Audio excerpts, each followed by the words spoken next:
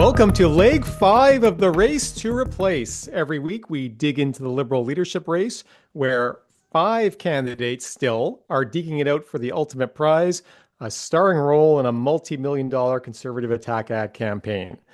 I'm Dan Arnold. With me as always, Vandana Kattar and the best dressed man in political podcasting, Tyler Meredith. This week on the podcast, we've got voting rules for the Liberal leadership race. We'll talk about that. We're getting to defense spending a little bit, and we've got some exclusive polling data here. So stay tuned for that. We also have another leadership interview coming up at the end of the pod this week. Tyler, Vandana, how are you guys doing this week? Great. Doing good. Doing good. Watching what's going on in the US with bated breath, and now I'm just like, this is life. This is gonna be life next 4 years. This constant state of anxiety. Well, there you go. On that happy note, let's jump into it. All right. So let me just do a quick run through the headlines for the week, and then we can just flag whatever caught our attention this week we found interesting.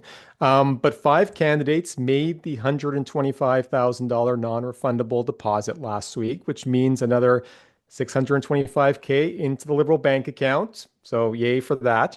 I'm personally relieved that Karina Gould made her deposit. She was on the podcast last week. The podcast dropped Wednesday.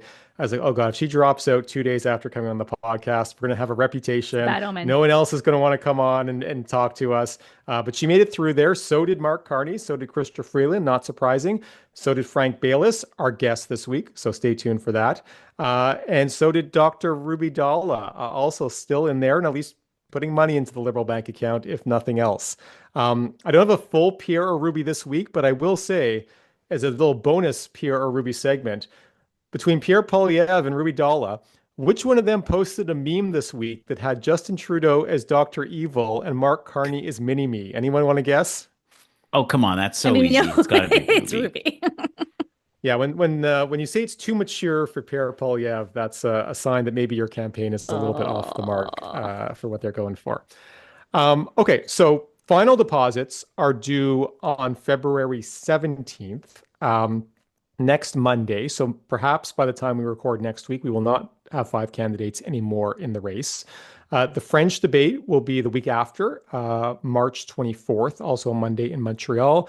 And then the day after that in Montreal is the English debate for the campaign. The Liberal Party took my welcome suggestion to hold the debates on days we record the podcast. So we will have a podcast. They wanted our analysis. Good job, Dan. Right after the debate on Tuesday night, we'll record and then we'll drop that Wednesday morning. So we'll have some instant reaction from that. Also, another thing we now know are how you actually vote in this leadership race. So a little complicated here. There will be a registration period, which I guess is what actually did happen in 2013 as well, too. You will have to register via a Canada Post app or form to verify your address with a piece of ID. So this is to screen out all the Conservatives who signed up their dogs and stuff like that. Actually make sure it's a credible voter list.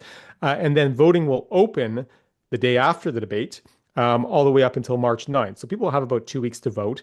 And I think the debates probably become relatively important if voting opens the day afterwards. Like that's a chance to make a big impact and maybe start banking some votes. So I think there'll be a lot of eyes on the debates, especially since there are only 2 debates, as we've talked about many times on this podcast before. That makes both of them a lot more important. There's not really a chance to bounce back if you have an off night. So high stakes there on that. Especially for French, right? Because it's going to be a test of the French, certainly of at least 1 or 2 of the candidates who haven't had a lot of exposure in French media so far, right? So I think that's going to be very interesting for people to watch, especially for Carney. Yeah. Vandana, anything that caught your attention this week on the campaign trail? I would say that, I see Karina Gould out in the Atlantic. I see her doing a lot of local media. I also see she came in this hour is 22 minutes this evening. So lots of localized media. I haven't seen a lot of that. Just like things like the London Free Press. She did something with like CTV Atlantic in the region she was in. She also went to a center that is near and dear to my heart. It is there is where historically Africville was in Nova Scotia. She went there to commemorate Black History Month. I thought that was really interesting. Carney is holding some big crowds event. I saw him out in the prairies, Winnipeg, I think Saskatchewan as well.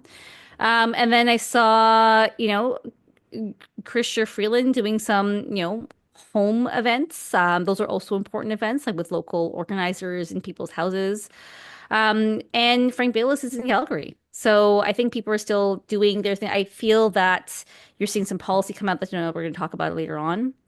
I'm seeing Mark Carney still run a front runner campaign. He doesn't have a lot of exposure, but you're seeing a lot of imagery that they're putting out there to show him in a more humanized aspect. And Karina's just trying to get herself out there as much as possible. Yeah, I thought the Carney event in Winnipeg was really well done. Like the visuals were great coming out of that. And I will give Carney's campaign credit. I mean, they're not doing a ton of media, but they're putting out great visuals Yeah. from the campaign trail. I was even looking at the social media streams, comparing Carney's pictures to Freeland's. Yeah. Carney's are a lot more of just like natural, authentic pictures. He's dropping off pizza with some workers. He's like just talking to people and listening to them, whereas Freeland has a lot more posed pictures, like Yeah. the lineup of people with her taking their pictures. And I mean, I've done a lot of image testing for different politicians over the years, and the visuals that people always like without fail, any Hmm. politician are the ones that are Hmm. just more in the moment, right? They're actually talking to people. It's like it's an action shot. It's not posed. It doesn't seem manufactured.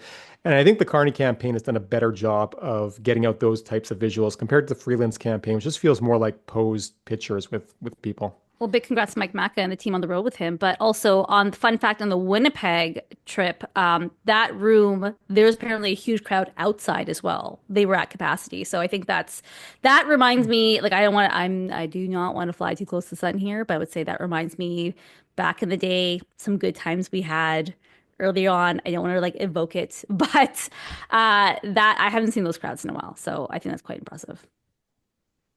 Tyler, I know you don't care about the crowds or the pictures. Any policies this week that anybody announced? I feel like there's a few more announcements coming out now, There's but been a anything that, flurry. There's been yeah. a flurry. So my policy dreams have been answered. We've been getting 3 or 4 big announcements in the course of the last week since we last had our pod.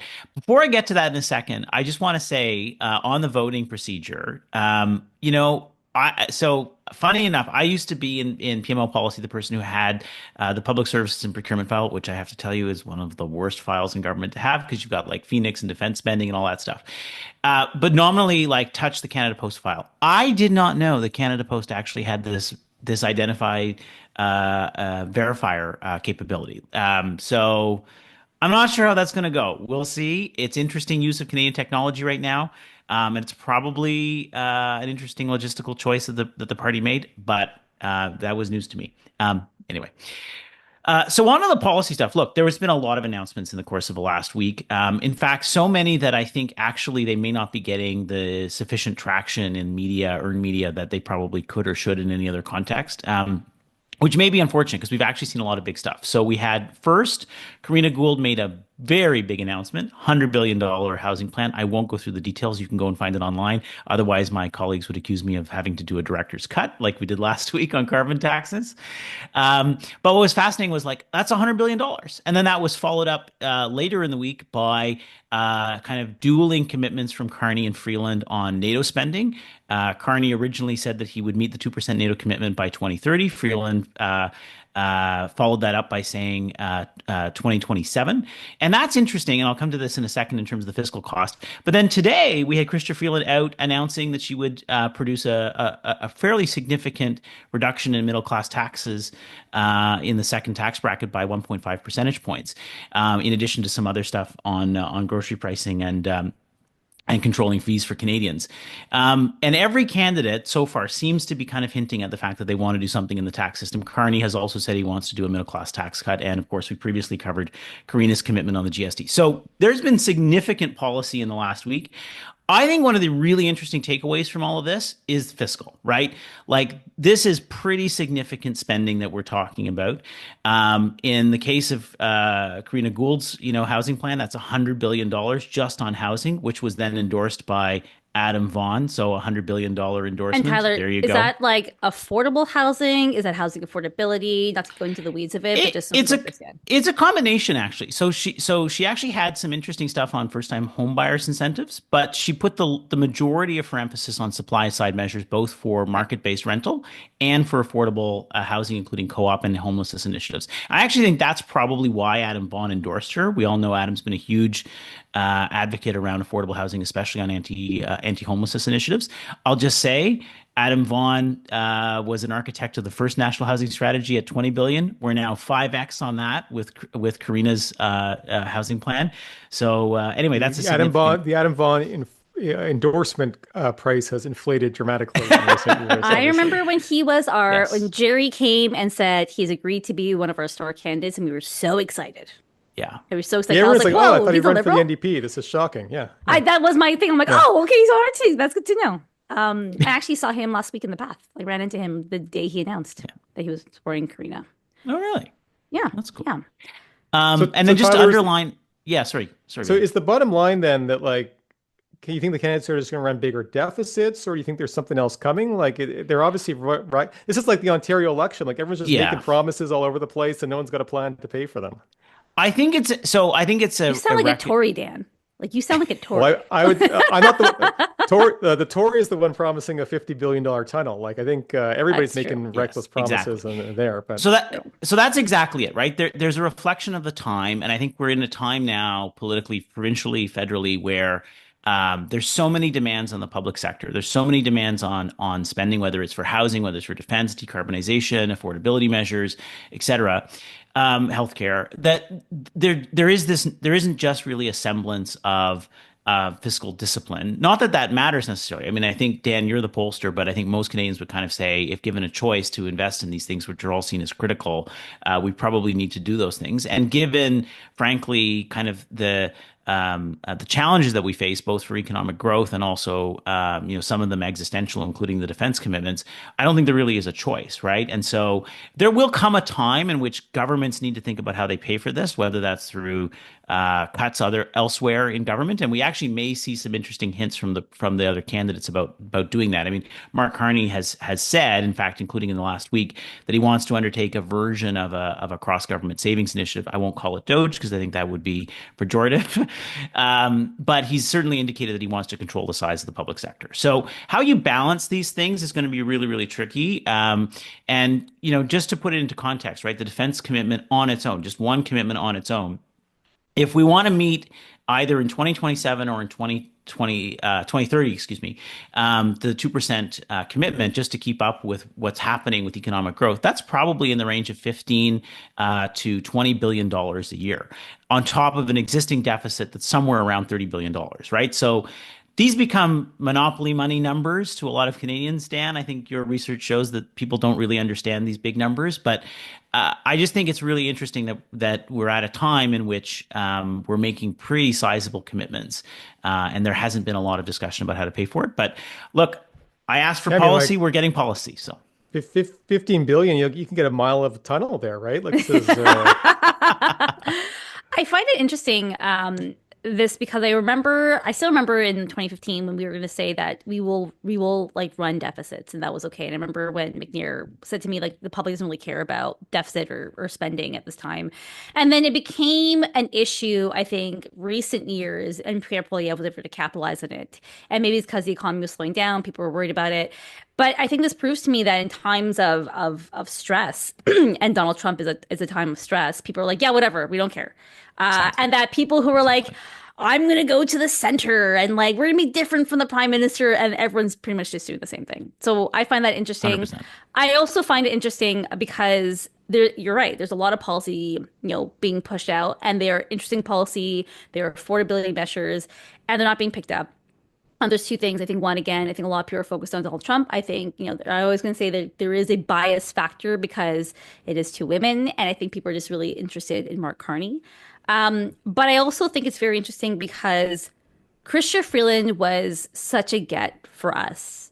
And I remember she had every caucus member wanted her for their fundraisers, at events like different community organizations would be like, could you come speak at this? Like if the PM wasn't available, it was always Chrystia Freeland. And she was so that seeing her, and yes, house events and like in home, more localized supporter events are important.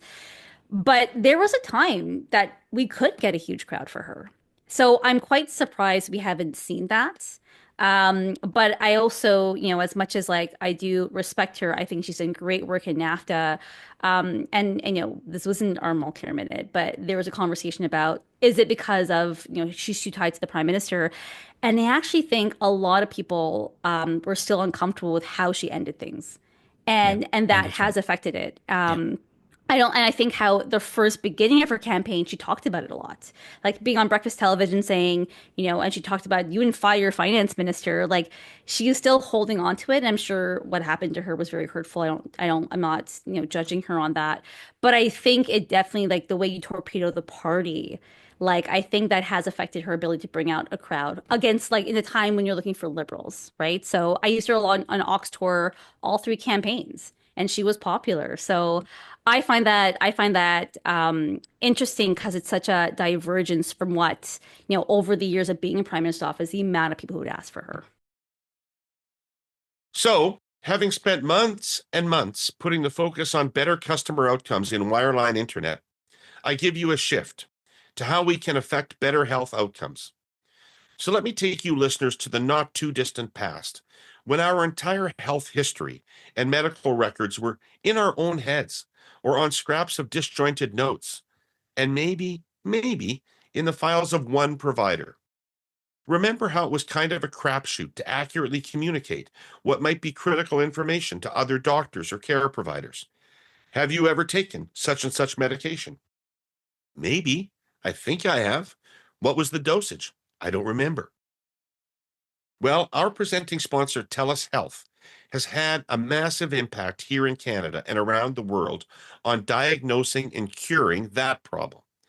Proudly Canadian, Telus Health operates in 167 countries and counting. They've grown to be a leader in health data interoperability, and today they provide electronic medical records to more than 36,000 clinicians. Their recent collaboration with Nova Scotia Health to enable residents access to their medical information is a pretty great case study in the benefits. It's one of the first large-scale efforts in Canada to standardize and connect primary care data, giving people the power to better manage their health and improve their outcomes.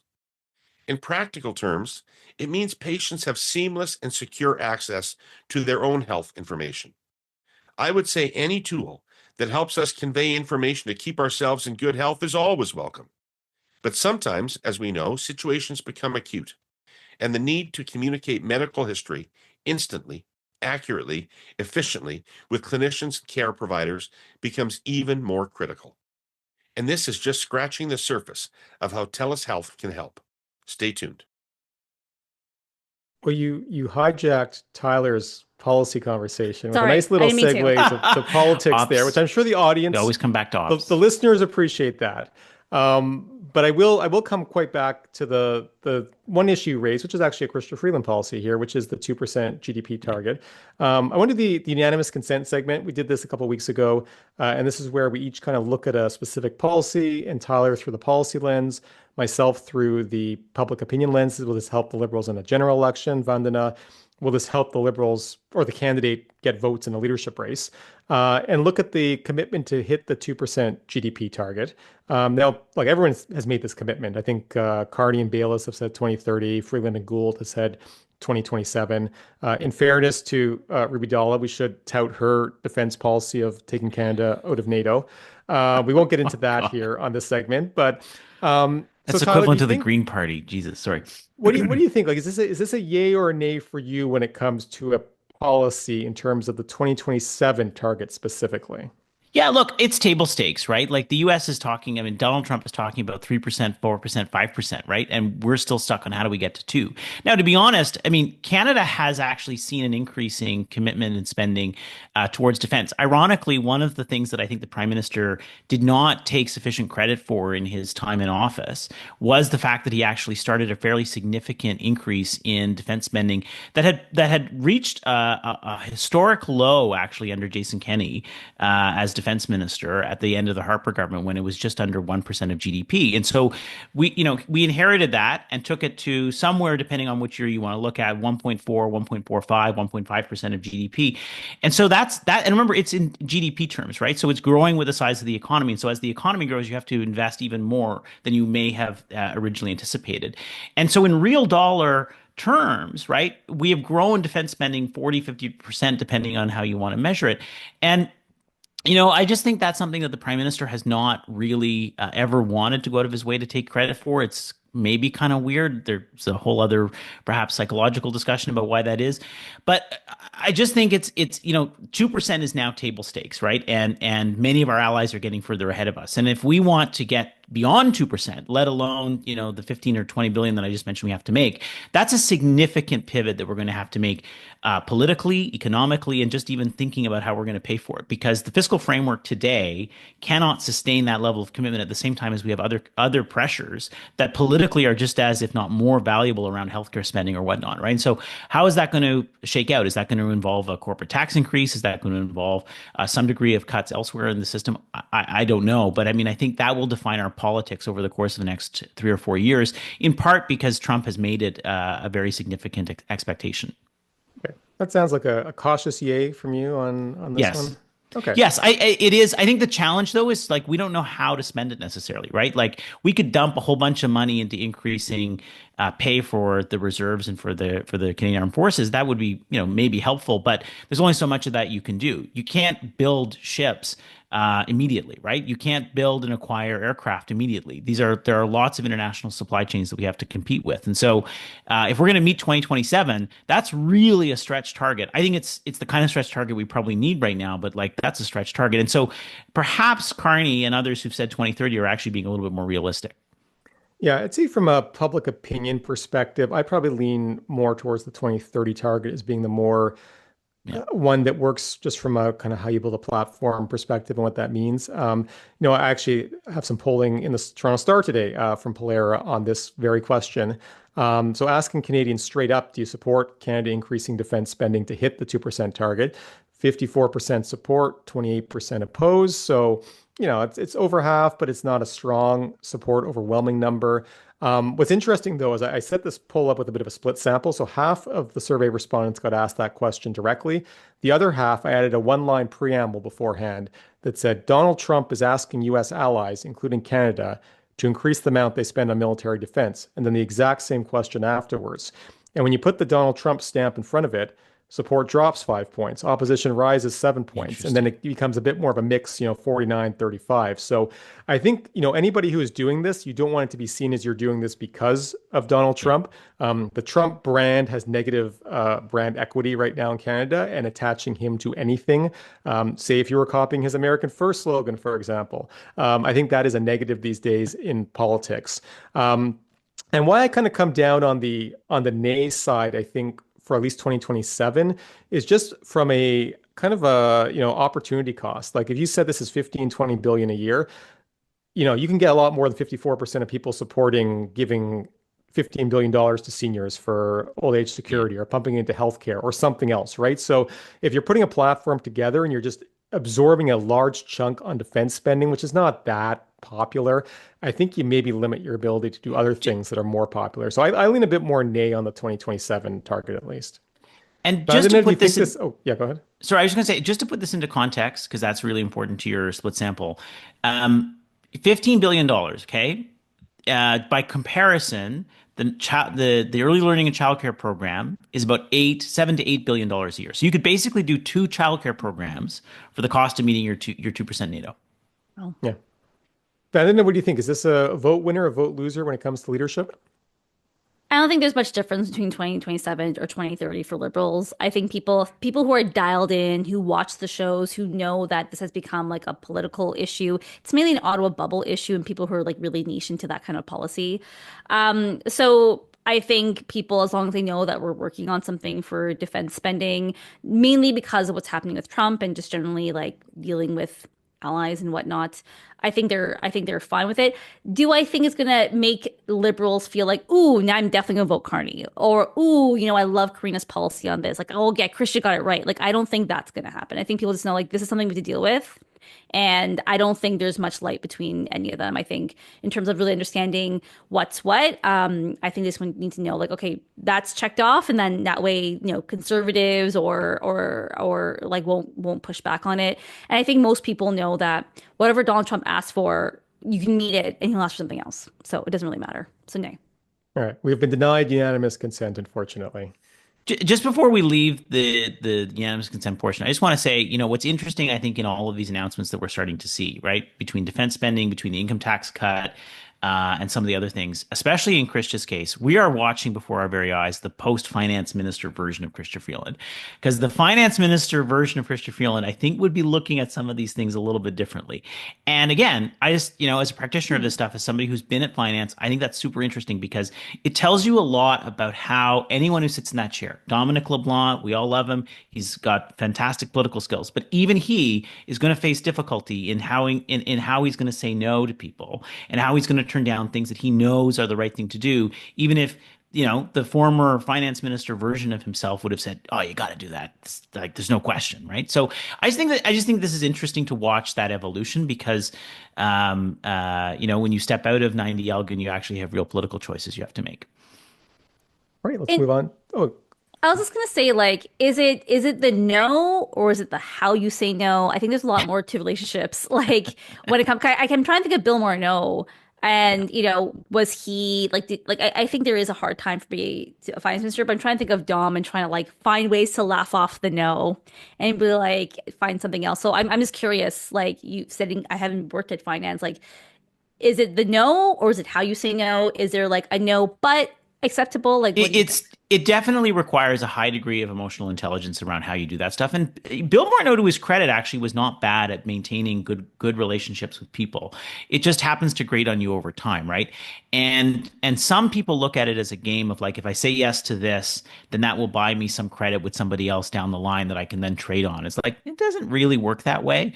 It really depends in the moment what's going on and how you're able to kind of remain friends with one another and also to remain good colleagues, both with your caucus colleagues, but including between the finance minister and the prime minister, right? Because those are relationships that matter in steering a government. And we could spend a lot of time on this, but I just think it's fascinating to watch a former finance minister move on and kind of like reappropriate her political skills in a way that you kind of naturally lose because you have to say no all the time as finance minister. See, I feel like as finance minister, you have to keep your political skills even more so. I'm Hamas, and this is Simon, and we live in Surrey. We started hosting on Airbnb because we thought we had the spare room, and why not share it with people?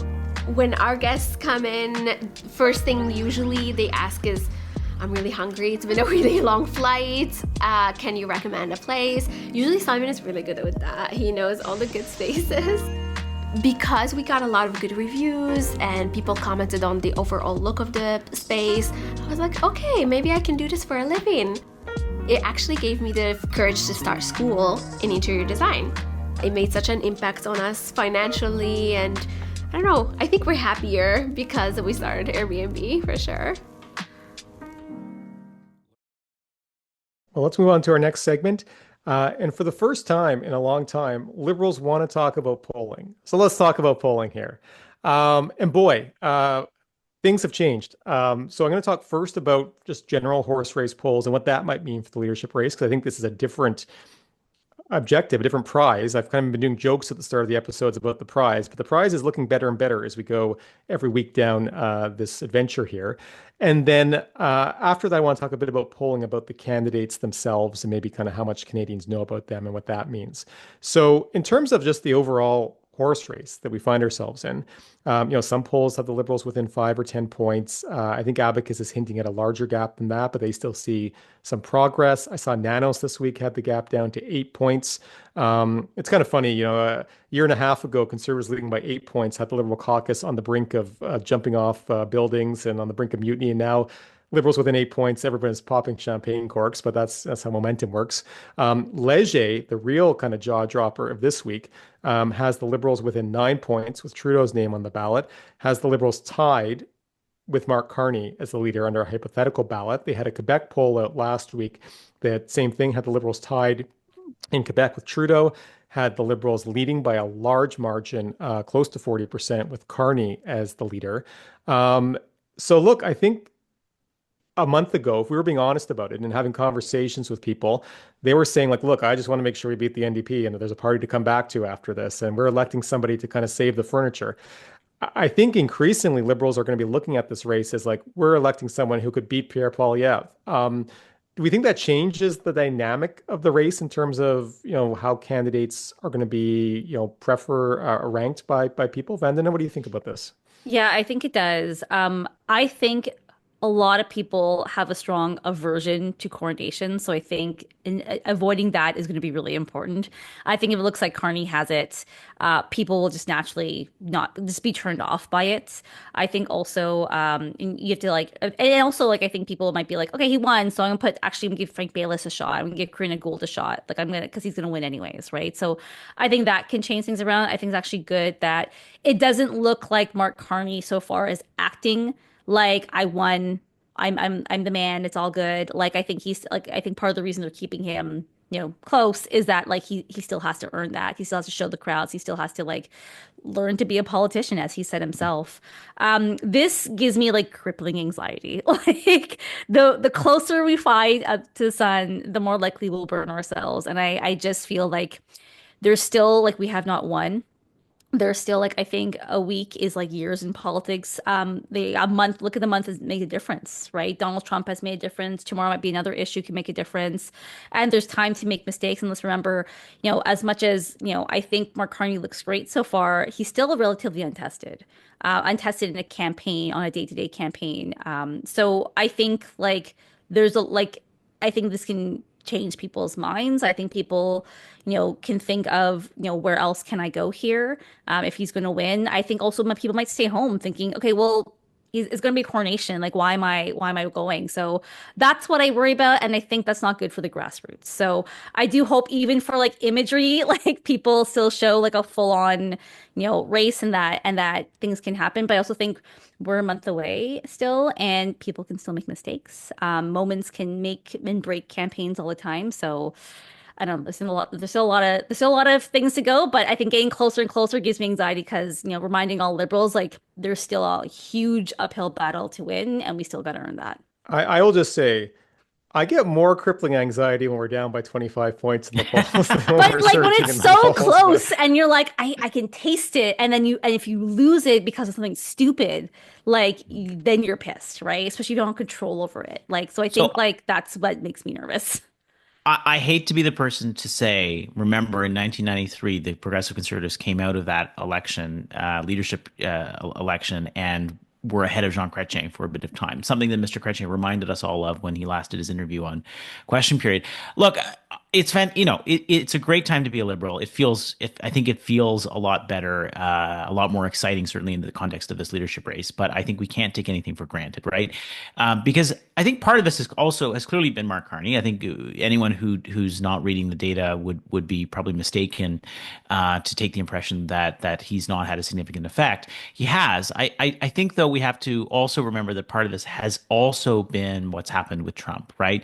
And yeah. Even to a point of, I think, Dan, in the Leger poll that you mentioned, resuscitating even Justin Trudeau's numbers, right? To the point that I think the Justin Trudeau name on the ballot is up 6 points in a matter of weeks, which is also in and of itself remarkable.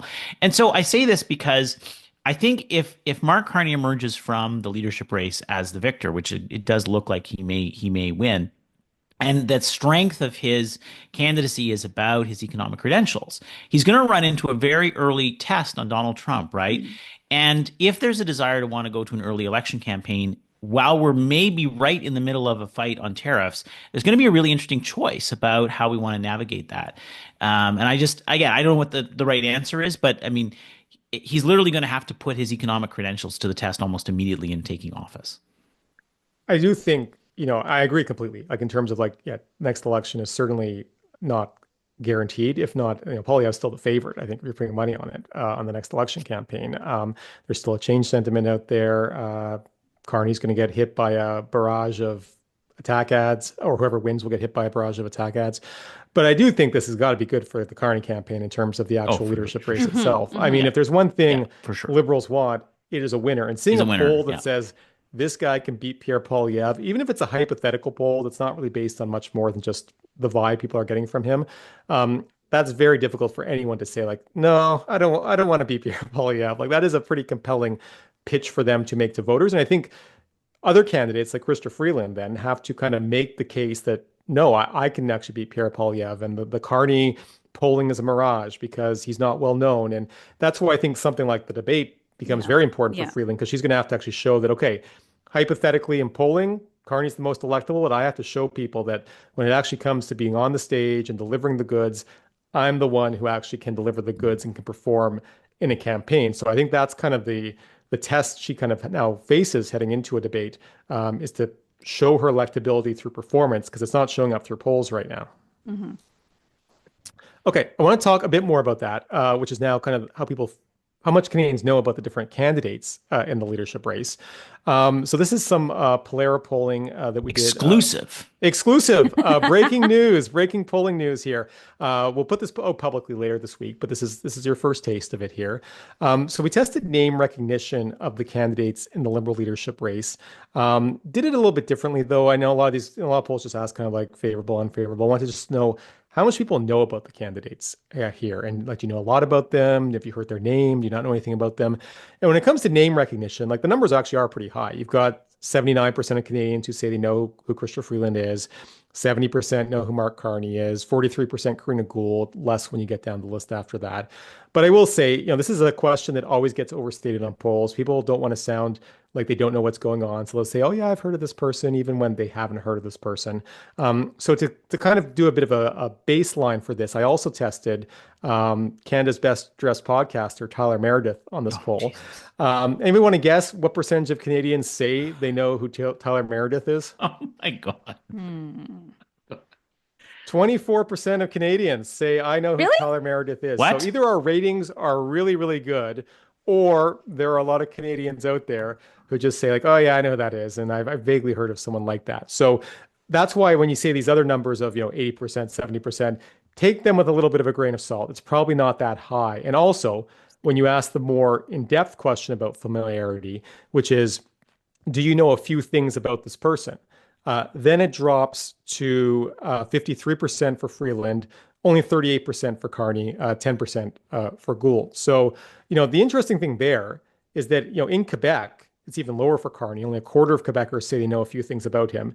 Yet, Mark Carney is polling at 40% in these hypothetical polls in Quebec. So there are a lot of Quebecers who know really nothing about Mark Carney, who say, I would vote for the guy. And I think that's an interesting setup because, again, as we just talked about, there's an opportunity for him to define himself and push those numbers higher as people get to know him. But there's also an opportunity for the Conservatives to run the biggest negative ad campaign in Canadian history in a couple of weeks and really, just try to knock the guy down. So, look, how do we think, if you're Mark Carney, if you're in the Mark Carney campaign, how do you defend yourself against that attack ad campaign that's going to be coming?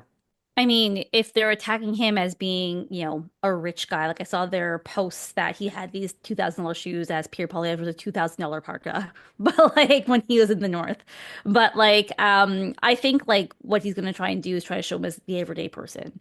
I think he's going to show, I think you're going to see a lot of imagery with people, him doing everyday things, him coming off as normal. I will say, like, in those circumstances, they don't look forced in the pictures, at least. Like, even his goalie stance was quite good. I was like, oh, that guy looks like he actually plays. It's great.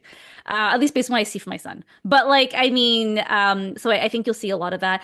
I actually think he'll take a high road. I think he'll focus on his credentials. I think he'll focus on that he's an adult. I think he'll focus on his humble beginnings. You see the ad with his brother talking about him, his parents, he had middle-class parents, and he became this person. It doesn't sound like he was born with intergenerational intense wealth. I think he just built it over time, which is what every Canadian likes. I would like nice things, but I chose to work in politics. But like, I think, so I think he'll keep it to that. I think that feels more connected to him.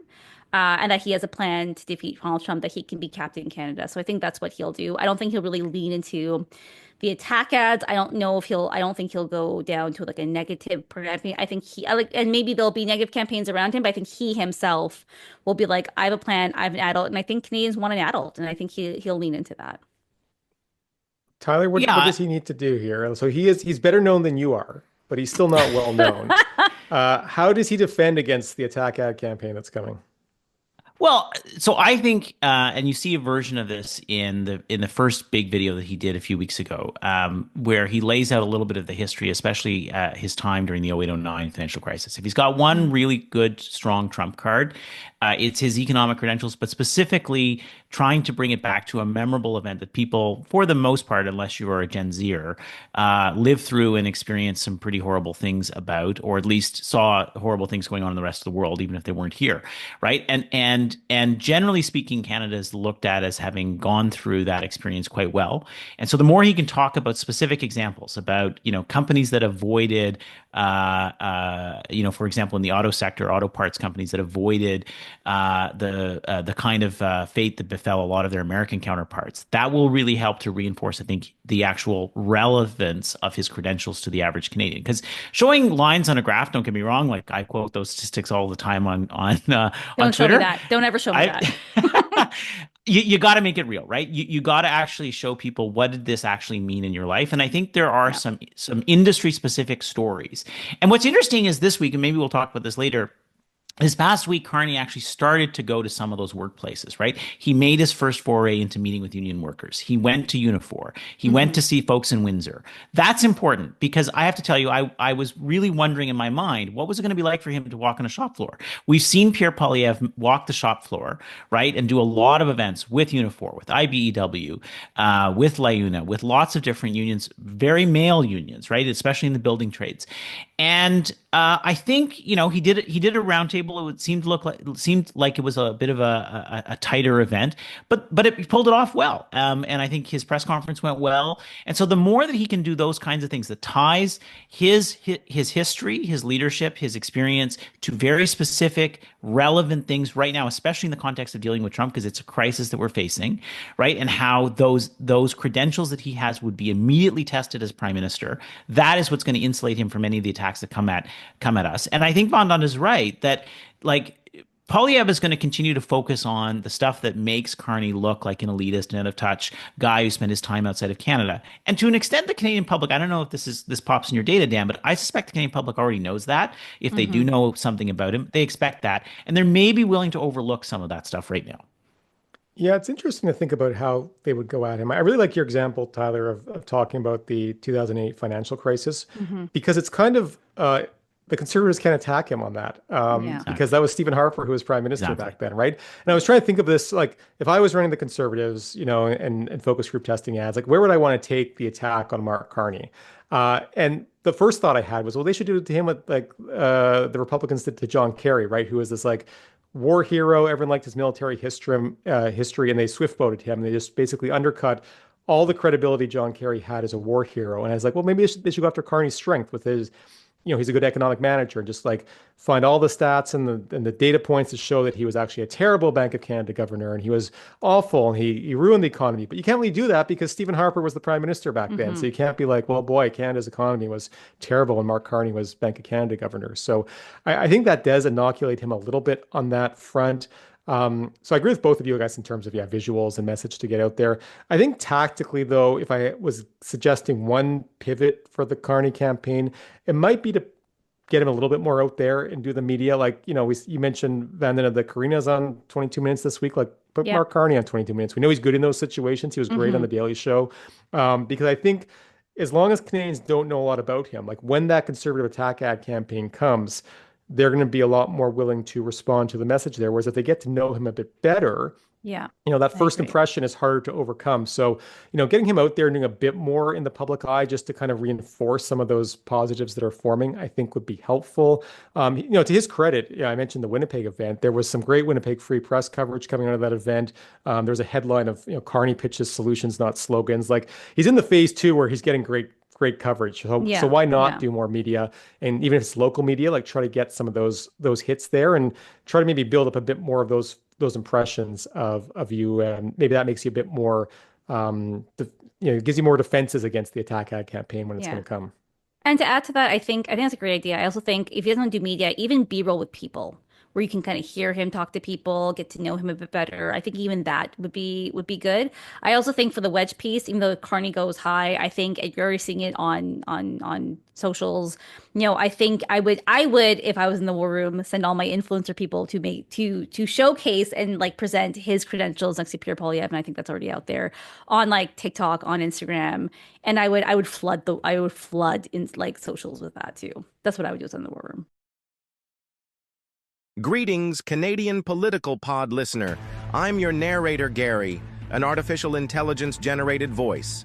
Exciting and serious sounding is what we typed in the AI voiceover input field. And boom, Gary exists. Hey, do you know what's not artificial? Not even one bit? The highly influential audiences air quotes media podcasts offer to its advertisers. And I say that with all the sincerity a machine learning, data-optimized, predictive network of interconnected neural nodes can muster.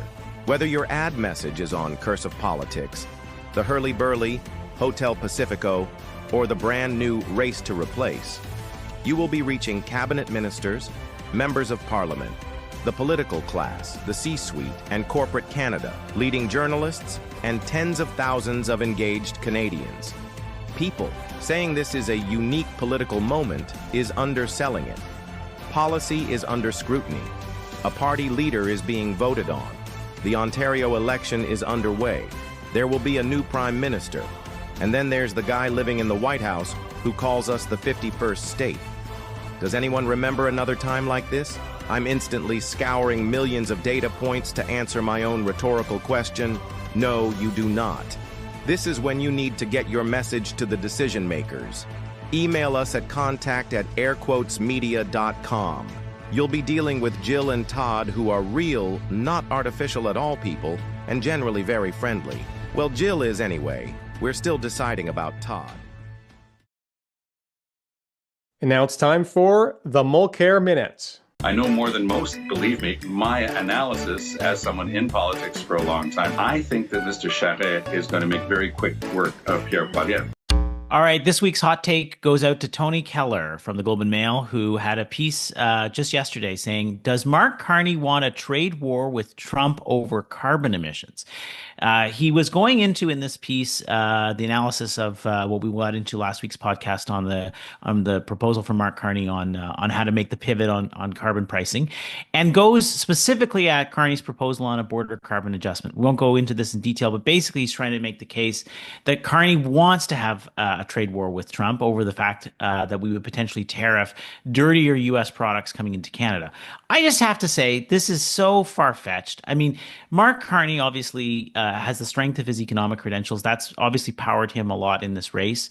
But his economic credentials are going to be tested in whatever comes with a fight with Donald Trump. And nobody wants a trade war with Trump if we can avoid it. So this is imputing a sense of motive that I think is just frankly ridiculous. Can't disagree with that. All right, so we've got another guest here after Karina Gould last week. This week we're joined by Frank Baylis, and maybe I'll just throw the cards on the table. Why should people listen to this interview and not skip ahead 15 minutes? Vandana, what does Frank Baylis bring to the race? Why is he important? Why is this worth listening to? So I will be honest, I had a chance to get to know Frank Baylis when he was a Liberal MP, and I thought he was quite interesting. I also think there's only two racialized candidates in this race, and I think they have perspectives. I think he has perspectives that we should take a look at. And I think some of the stuff he's talking about, like, Palestine, reform in Parliament, they do hit different voting segments. I mean, you both know that electoral reform is something that people felt kind of jarred on, we decided to not do it. But also people are interested in this. And I think while the big picture item is still Donald Trump and the economy right now, I do think these segments can play a role in voters' turnout and what voters are interested in, especially if it looks more and more like a coronation. People might say, you know what, you didn't mention this, but someone else did, and you're going to win, so I'm going to put my vote here. Also, depending if he drops or not, he can say, I believe in this, and another candidate who's staying in the race can say, I'll take your policies and your people should come with me. I also think as we think about this, and as you mentioned the polls earlier, as we get closer to it, you should think also what the campaign can look like and what a government can look like. So while Frank Baylis may not win, may not win the leadership, does he have a role in the government, right? And I Yeah. think you might hear something interesting from him. I think he's a very thoughtful person. But I think some of those perspectives, one thing I learned is that when we become too much close to like the leader is the savior and we forget everyone else, that sometimes doesn't work for us. And I think having a strong group of people around the leader is always really important. And I would just say, like, I dealt with Frank when he was an MP in the same way that Vandana, you had to deal with him when you were in PMO as well. He's an extremely thoughtful person. I think you will find, especially when we go into the debate, he's going to raise some issues that people haven't been talking about.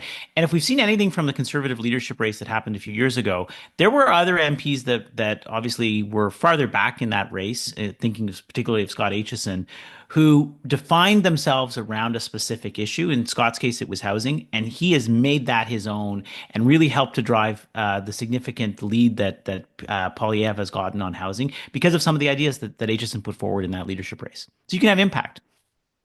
Okay, well, let's bring him in then. Joining us here, we have got Frank Baylis. Frank, thank you for taking the time. You're in Calgary tonight? I am, Dan. Thank you for having me. Happy to be here. Excellent. That is great. Always happy to see anyone out talking to the good salt of the earth liberals in Calgary. Maybe just to kick it off, I saw in another interview you said you've been active in the Liberal Party for 48 years.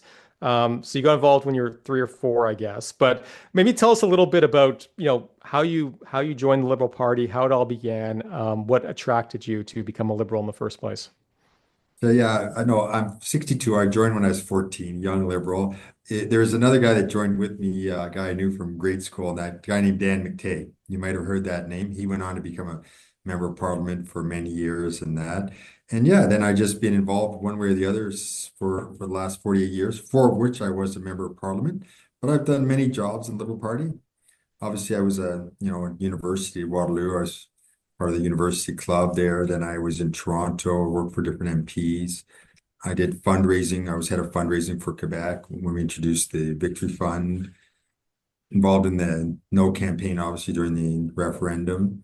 I was involved with Mr. Stéphane Dion's group when we ran and successfully won for leadership. So yeah, no, I've been a stalwart for a very long time. So, Frank, we got to know each other because of your engagement with Black Caucus, actually. And I think for those who don't know, you're Bayesian by background. Is that correct? Half Right? Asian. My mom's from Barbados and my dad's from England, so they're both immigrants. So I'm a mixed race, but born in Montreal, raised in Toronto, but now live in Montreal again. Yeah, and we did a lot of great work together, but I mean, you're a core part of the Black Caucus, did a lot of engagement, advocacy in the community. And the PM recently made a speech, the Black History Month event that received applause. And we've done quite a bit of work, supporting and champion issues towards Black communities over the years. But what do you think the government got right in championing these issues? And what do you think there would be opportunities? And if you were a leader, what would you think about? Actually, I think the Black Caucus is one of the things I'm very proud about, that we had the first Black Caucus. Greg Fergus was our leader, Selena Chavez, Emmanuel Dubourg, myself, Ahmed Hussein. So it was a small group, but we were surrounded by staffers. So they were part of our caucus, and we had a lot of other supporters that were not necessarily part of the community directly, but they had a big Black community in their ridings, people like Gary Ndesangari, Mark Miller. So it was a really powerful little group, and I think we did a lot. We got the government to recognize the Decade of African Descent, the Decade of People of African Descent from the United Nations. I know that we were one of the lobbyists to get the Minister Morneau to put Viola Desmond on a $10 bill, and I think that's a great accomplishment. And one thing I really see in the community now is the investments that we made in Black entrepreneurship. Yeah. So about wealth creation and investing in the ecosystem. And when I did my launch, I chose to do it at Groupe 3737. This is an incubator for Black entrepreneurs in the east end of Montreal. And amazingly, their investments have created 7,000 jobs and generate over $420 million of revenue. So when I see that kind of impact, I'm really proud of what the Black Caucus did. And I'm happy to see that it's growing. And when I was at that event, Vandana, when great. Prime Minister spoke, but I was also at the very first one, and it was a much smaller event. He spoke there, he'd been in all of them. And I had my cousins there. We filled the room, but it was a smaller room. Awesome. Yeah. In the US, Black Caucus is a strong advocacy group in the US. And this was, as you mentioned, the first time we had it. And I've seen other niche groups. I've seen now there's a Muslim caucus or Sikh caucus, and they all kind of think about different issues. Sometimes they're political, sometimes they're issues based. Do you find that these caucuses, like, are they effective and are they heard and respected throughout government? And, if you're a leader, what would you change? I think they're all very important. I think they part of the job of an MP is to represent. We're representatives of our population, and so we have to bring their issues to the forefront. And each one of our communities has different issues, obviously. And I think that they're doing their job. So I absolutely think they're critically important to the process, and I really find great value in having them there. Absolutely. If I could just pick up on that last point that you made there, Frank, during the preparations for the 2019 campaign platform, which I was helping the Prime Minister write, I remember you and I had a very extensive consultation and discussion about some of your thinking on parliamentary reform, which I know has been part of some of what you've talked about in this campaign. You're a guy who cares about Athenian democracy. You can talk. I remember having a fascinating conversation with you about Athenian democracy, and I'd just be curious. So, from your perspective, having been a liberal for that long, and then having been an MP and now running for leader of the party, how has your perspective on being a member of parliament changed, and the impact that people can have as a member of parliament? I think that what we talked about it, Tyler, is that I'm trying, I tried to, and I'm trying even more now to give a stronger voice to the members of parliament. We've heard a lot about the statements that power has been concentrated in the PMO. It's normal. This is what happens in systems. It's more and more concentrated. So I have proposed a series of changes to our legislature where we'll take power from the center, give it back to the Speaker of the House. As you know, Canada is the only Westminster system in the world that the speaker does not get to decide who speaks. That has really bad implications on the quality of the debate because of that. So we have that. We have our members of parliament who have been somewhat had their powers taken away and concentrated again in the Prime Minister's office. And we've seen opportunities to give power even back to the people. So I'm a huge believer in strengthening our democratic institutions by redistribution of this power. People will say it's inside baseball and that, but I actually think it's really important to strengthen our democracies. I really think that will have a major positive impact on the quality of the debate and then the quality of the legislature that comes out of it. Can I challenge you on one of your strengthening democracy pieces here, Frank? Absolutely. So you put out term limits. Yes. You made it, and I think it's great. You're throwing ideas on the table. You're throwing interesting things out there, getting people talking, which is I think what you should be doing in these situations. But I mean, I look at the Liberal caucus now. You got people like Dominic LeBlanc who've been around forever. Melanie Joly's coming up on 10 years. These people, I think, bring a lot to the table. And if you were prime minister, you would actually just sort of say "Hey guys, take a breather. Someone else is coming in." Do you see where's the value come from in that? Absolutely. So what I'm proposing is after 10 years. So today, Melanie would be coming up to 9 years and a half. So she would still be able to run. But after that, she'd have been in power for 14 years. If she has not done what she needs to get done, then there's other brilliant Canadians. There's a lot, even myself. Okay. I have a few ideas and I'm going to bring my experience. But once I put it to work and I've contributed in that way, I should give space for someone else too. I absolutely believe this. I tell everybody, we're all going to die one day. None of us is irreplaceable. And there's tons and tons of brilliant people out there. And what we want in our system is people coming with experience from the real world, bringing it to Ottawa, working with the bureaucracy who are the experts that stay there. And we come in with these ideas and our backgrounds and contribute to the debate. And then we leave. And after 10 plus years, you haven't made the contribution you can make. You have to make space for other people. I'm not attacking anybody that's been there a long time, but I'm absolutely convinced this is the right way to do it. And this, to Tyler's point, this is going right back to Athenian democracy. We used to get 1 year. Keep that in mind. So it's all relative. Can I pick up on another potentially controversial thing that you've kind of put your voice down on in this campaign? So you recently put out a statement on the recognition of the Palestinian state. I think, at least I would say going into this campaign, I was expecting that we would have a lot more discussion about the state of Middle Eastern politics, partly because there, could be potentially an organizing issue in certain communities and in certain areas of the country around this. And certainly it's been a very hot topic within the caucus because of events over the last year and a half. I'm just curious, what reaction have you had since making that? What brought you to the point of making that decision? Because it's a significant foreign policy commitment. And why should Canada do that now, given the state of the relationship with Israel? Yeah, so you're absolutely right, Tyler, that I've gotten people very happy with me and people very mad with me, and all my friends, to be honest, and people that are congratulating me for the courage of doing so, people that are quite upset and think that I am in some way promoting Hamas or giving a win to Hamas. I'm not doing that whatsoever, or that I'm somehow legitimizing what they have done. I am not doing that whatsoever. The question is this: when is the right time to do the right thing? When is the right time to do the right thing? It's always right now, in my mind. And so it's hard for people to believe, but I happen to be running today. So I'm putting my policies out today, and people can always say, well, it's not the right time. You should wait. You should do this. We've been talking about a two-state solution for decades, and we've not done it. And I actually believe the best way forward for peace in the Middle East, for Palestinians and for Israelis, is to start off by fully recognizing the Palestinian people. And that means seeing them. That means recognizing that they're people, recognizing that they're a nation, and it includes recognizing that they have a state. This is what we've always said, and their right to have a state should not be a bargaining chip like people think it should be.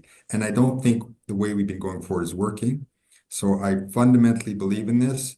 I said what I believe. I have worked very hard, as people know, fighting Islamophobia and fighting anti-Semitism.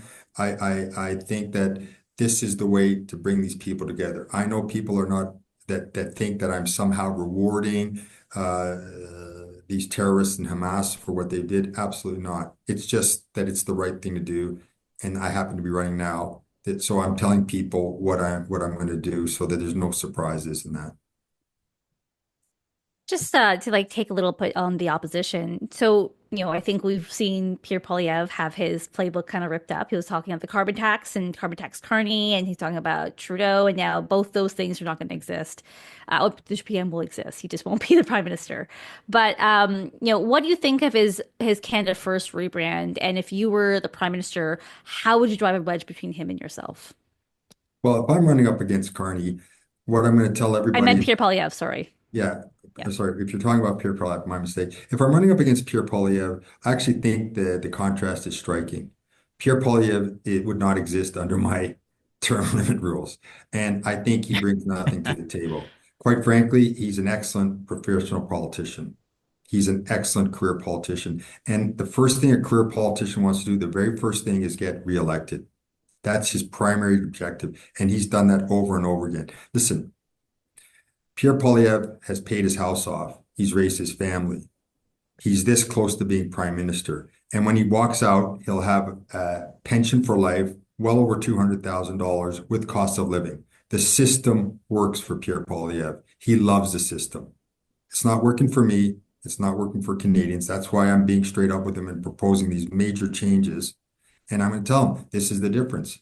What Pierre Poilievre is really good at is giving a slogan. He's better at me than giving a slogan. I give that to him. What I'm good at is fixing things, getting the country going forward, creating good jobs. This is what I've done my whole life, fixing things, bringing a great healthcare system to Canada. That's what I can do. What he can do is make you mad. He can run down our country. He's done up and down Canada, running down our country. And I'm against that. I think we're lucky to live in this great country. We do have challenges.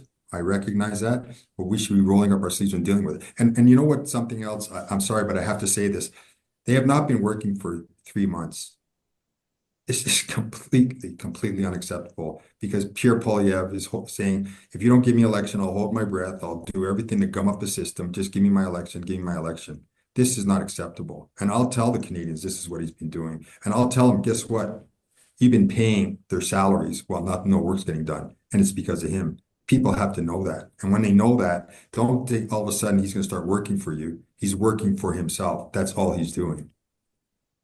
Now, Frank, I think one of the things that people may not know about you is that you're also the CEO of a company, a healthcare company.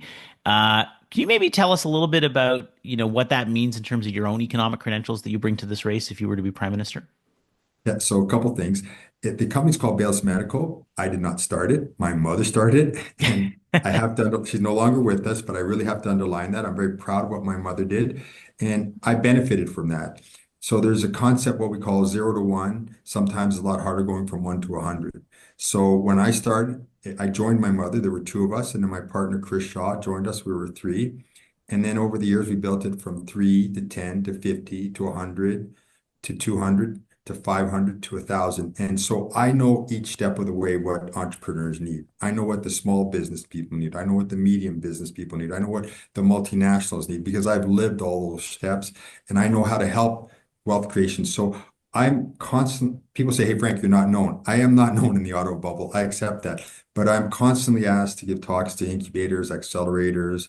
I can't tell you how many businesses want me to be on the boards. I can't do it. I'm limited in my time or mentor. I help out as much as I can, but I'm a huge believer in Canadian know-how, Canadian technology. I've seen it, and I just want to go and invest in ourselves. That's our pathway to to prosperity creation, which will tackle the affordability issue. I see it. I know it. I want to invest in ourselves. And so, yes, I am now the executive chairman of Baylis Medical, and I have sold pieces of my business. So I did sell for the 5th time a piece of my business. People think I sold the whole thing, but I didn't in 2022. That was the last time, but it's the 5th time I've sold a business. So I am what you'd probably call a serial entrepreneur. We've hit you with some difficult topics, Israel, Palestine, all that. Let's end with a couple of just one word. Meet the lighter side of Frank Baylis. Get to know Frank a bit better. What's your favorite movie, Frank? I have every category. I have a movie, but let's say Casablanca. If you have to give me Classic. one. I love that. What was your favorite part of Kendrick Lamar's performance at the Super Bowl? Didn't watch it. Sorry. Didn't watch it. I take the Super Bowl and because I was so busy, but I watched just the game. You didn't miss much. Sorry. Do you have a favorite musical artist? No, I listen to every genre. I love all different genres. Veep or West Wing? I watched The West Wing till the guy killed the guy, and I thought it getting over the top. Then West Wing's a popular answer on this show. Okay. We're doing a poll there. Yeah, Vandana, you got one more? I was gonna say, what do you do? You're busy, you're an entrepreneur, you have a lot of things going on. What do you do to relax? What, pardon me? What do you do to relax? I do Sudoku before I go to bed. I do very hard Sudokus. That relaxes me. And I play ice hockey and tennis. And you read up on Athenian democracy is also a bit of a way to unwind after a long day. I read very powerful speeches that are given throughout history. I find that very interesting. Yeah. Excellent. Well, just to close out, we'll give you the mic here for 20 seconds. Like, what is your pitch to Liberal voters for why they should vote for you in this leadership race? Look, I'm not a career politician, and I've got a plan to make what I call us proud and prosperous again. And I think that I've got the background to do it. And I think that I'm running up against an excellent slate of people running. So I take my hat off to all of them. But I think that I will be the best person by far to go up against Mr. Poilievre. And I'm the only person that can look Donald Trump eye to eye in terms of what I've accomplished in business compared to what he's done and everything else. And I've dealt with people like Donald Trump enough times that I know his game. Excellent. All right. Thanks a lot for your time. This is really great to get to know you better. Now it's time to stop the clock.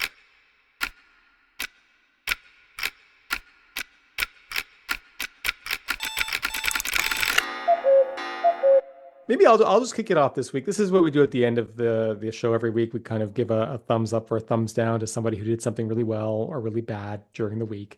I've already kind of touched on this. I'll give it to the Carney campaign for that Winnipeg stop. I think they had great visuals coming out of it, great local media, and really you sense some excitement there. And I think that's what they're trying to put out into the world is that sense of excitement. So great job to everybody involved in that event for pulling it off. I agree with that. And I would say good job to the party for putting out the voting rules. And I think, I think they're strong and I think easy for people to get out to vote. And I'm not going to be a surprise here. I'm going to say thank you to all the campaigns for finally starting to satisfy my need for policy. You're starting to fill in my desire for more content. Thank you so much. Excellent.